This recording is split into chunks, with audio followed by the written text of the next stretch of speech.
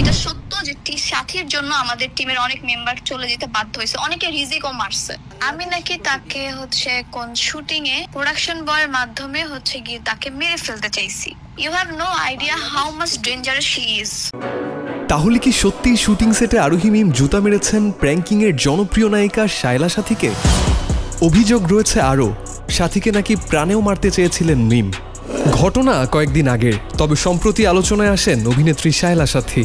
YouTube ট্রেন্ডিংয়ে নাটকের মধ্যে শীর্ষে ছিল তার অভিনীত নিয়তির খেলা, আর শীর্ষ 10-এ ছিল মাটির মেয়ে।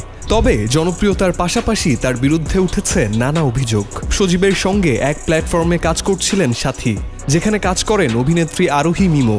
শনিবার সেই শুটিং সেটেই মিম সাথীর সঙ্গে বিরূপ আচরণ করেন এবং তার দিকে জুতা ছুঁড়েন বলে অভিযোগ ওঠে।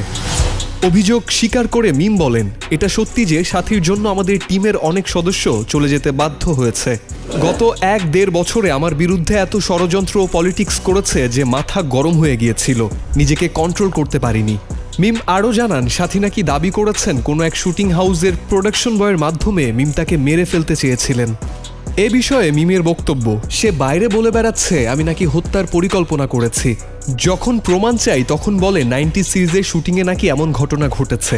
খোঁজ নিয়ে দেখি সেই প্রোডাকশন বয় এখন মিডিয়াতেই নেই, মানে সব বানানো কথা। এখন নেটিজেনরা পড়েছেন বিপাকে, কে বানিয়ে বলছেন আর কেই বা বলছেন সত্যি।